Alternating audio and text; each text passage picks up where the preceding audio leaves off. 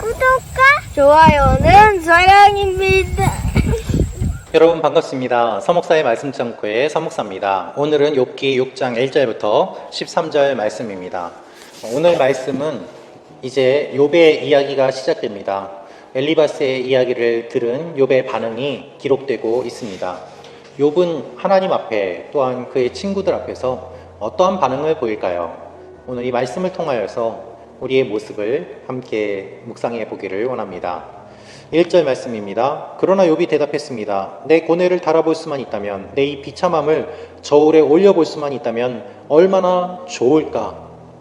욥은 지금 답답한 상황 가운데 있습니다.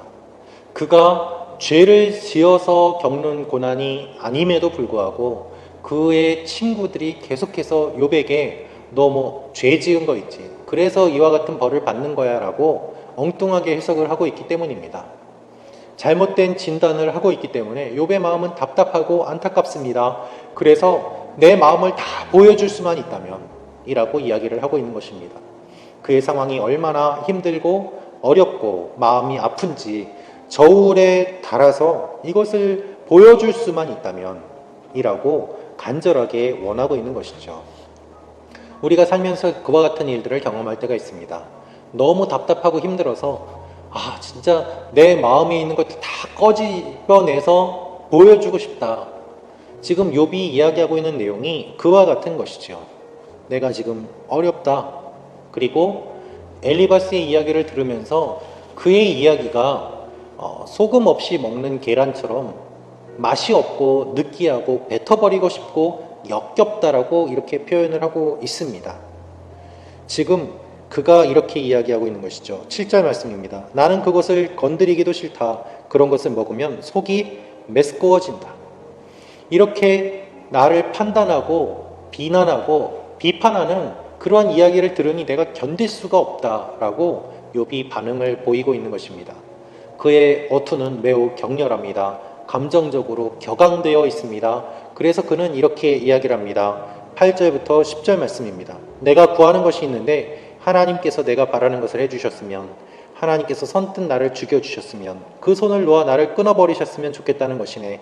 그러면 내가 편안해질 텐데, 그래 고통 속에서도 기뻐 뛸 텐데, 내가 거룩하신 분의 말씀을 거역하지 않았으니까. 여러분, 억울하게 누명을 쓰신 적이 있습니까?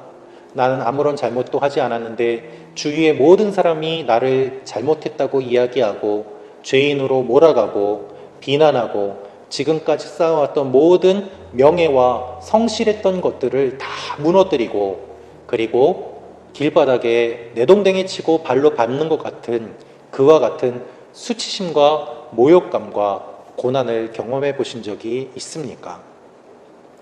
그럴 때 어떤 마음이 들까요? 차라리 정말 죽고 싶다는 생각이 듭니다. 그것이 욥의 마음이었습니다. 그런데 욥은 그 마음 가운데서도 끝까지 하나님께 부탁합니다. 이것이 욥의 모습입니다. 이것이 욥과 우리의 차이입니다. 우리는 자신의 억울함을 사람들에게 보여주기 위해서, 증명하기 위해서 극단적인 선택을 할 것을 생각하기도 하고, 슬프게도 어떤 분들은 실제로 극단적인 선택을 하기도 합니다.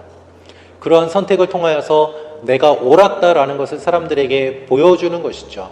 그러나 욥은 그 스스로 그의 생명을 결정하지 않습니다. 그는 끝까지 하나님께 요청합니다. 그래서 하나님이 나를 죽여주셨으면, 하나님이 그 손을 놓아주셔서 차라리 내가 하나님 손에 의해서 세상을 떠나게 된다면 그러면 이 고통이 끊어질 터인데 라고 하나님께 끝까지 요청하며 하나님을 붙들고 있는 것을 보게 됩니다. 여러분, 끝까지 하나님을 붙드시기를 기도합니다. 절대로 극단적인 선택을 하지 마십시오. 죽을 것 같아도 조금 더 버티십시오. 왜 그렇습니까? 하나님께서 반드시 기억하시고 갚아주실 때가 있기 때문입니다. 나의 억울함 증명이 될까요? 증명이 됩니다. 하나님 아십니다. 갚아주십니다. 그래서 우리 하나님이 되시는 것입니다. 욥은 이렇게 이야기합니다. 10절입니다. 그러면 내가 편안해질 텐데, 그래 고통 속에서도 기뻐 뛸 텐데, 내가 거룩하신 분의 말씀을 거역하지 않았으니까. 나는 끝까지 하나님 앞에 거룩을 지켰습니다. 나는 끝까지 하나님 앞에 최선을 다했습니다. 하나님 아시지요? 이것이 기도입니다. 하나님 아시죠? 하나님 아시죠? 하나님 받아주십시오. 여러분, 이와 같은 일들이 여러분에게도 일어나시기를 기도합니다. 욥은 이렇게 이야기합니다. 11절입니다. 내게 무슨 힘이 남아있어 소망이 있겠는가? 내 마지막이 어떠하겠기에 살아야 하는가? 우리의 노년을 생각해 보면 나이 들어 움직이기 어렵고 원하지 않지만 몸이 아프고 그리고 나의 마음과는 달리 몸은 쇠약해지고 그리고 거기에 경제적으로 어려움에 처하게 되고 관계에 어려움에 처하게 되고 비참한 생각이 들면 들수록 계속해서 비참함에 빠지게 되면서 인생의 허무함을 생각하게 됩니다. 그래, 자녀도 없고 돈도 없고 무슨 부귀영화를 누리겠다고 내가 장수하겠는가 라면서 스스로 극단적인 선택을 하고자 하는 생각이 들 때도 너무나도 많이 있습니다. 그것은 사탄의 유혹입니다. 그것을 끊으십시오. 끝까지 하나님을 붙잡으십시오. 그것이 우리의 소망인 것입니다. 아무것도 없어도 주님 한 분만으로 우리가 살아갈 수 있음을 고백하게 됩니다. 그리고 주님은 우리를 살려주십니다. 내가 나 스스로를 도울 힘이 없습니다. 그래서 주님이 우리를 도와주십니다. 고통 가운데서 우리는 극도의 무기력과 그리고 무능력을 깨닫고 경험하게 됩니다. 아무것도 할 수 없습니다. 심지어는 기도조차 나오지 않습니다.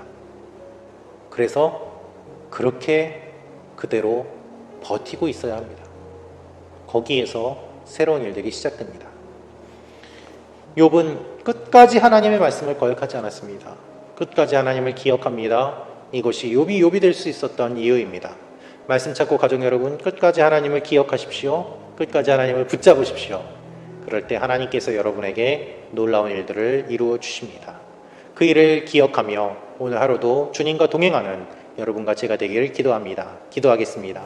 살아계신 아버지 하나님, 말씀 참고 가족 한 분 한 분을 축복하여 주시고 어떠한 상황과 환경 속에서도 하나님에 대한 마음과 사랑을 잊지 않고 끊어지지 않게 하여 주옵소서. 예수님의 이름으로 기도합니다. 아멘.